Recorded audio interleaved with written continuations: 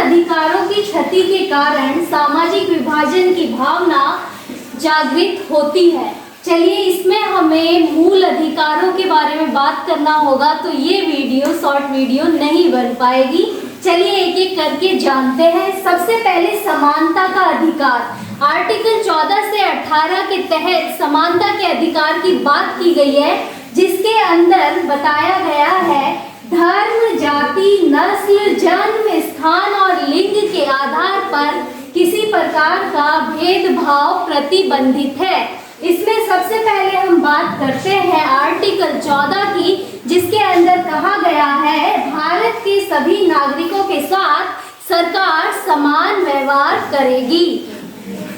Article 14 के बाद 15 की बात करते हैं। अनुच्छेद 15, जिसमें कहा गया है धर्म, मूल वंश, जाति, लिंग या जन्म के आधार पर नागरिकों के साथ किसी प्रकार का कोई भेदभाव नहीं किया जाएगा।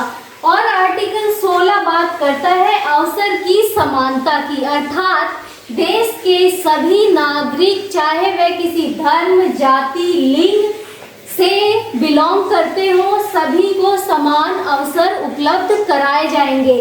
आर्टिकल 17 बात करता है अस्पृश्यता, अर्थात छुआछूत एक दंडनीय अपराध है।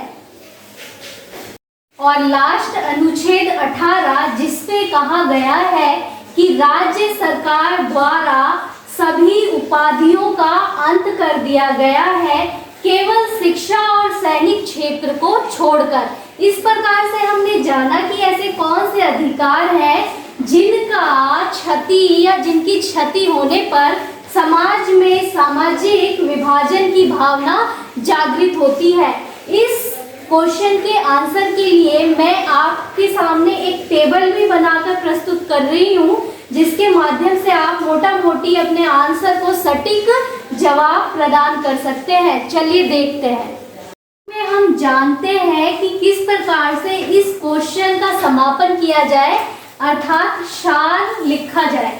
अनुच्छेद 15, जिसमें नस्लीय भेदभाव, लिंग, जन्म स्थान और धर्म के आधार पर पूरे भारत में कहीं ना कहीं आपको देखने को मिलेगा कि अलग अलग तरीके से व्यवहार किया है। इस क्वेश्चन का सार कि किन अधिकारों की क्षति के कारण सामाजिक भावना जागृत होती है, तो देखा होगा आपने नस्लीय भेदभाव जो आर्टिकल 15 के अंतर्गत आता है, उसके बाद लिंग और धर्म के आधार पर भेदभाव होते रहते हैं। इसी प्रकार से अनुच्छेद 16 जो अवसर की समानता की बात करता है, तो इसका भी हनन आपको देखने को मिलता है। अनुच्छेद 17, जिसमें अस्पृश्यता के आधार पर भेदभाव जो भारत में आम है, लेकिन अब धीरे धीरे इसकी समाप्ति हो रही है। अनुच्छेद 19 जो स्वतंत्रता के अधिकार की बात करता है, संपूर्ण भारत में कहीं भी भ्रमण करने, रोजगार प्राप्त करने, व्यवसाय करने, साथ ही निवास करने की स्वतंत्रता हमें उपलब्ध कराता है।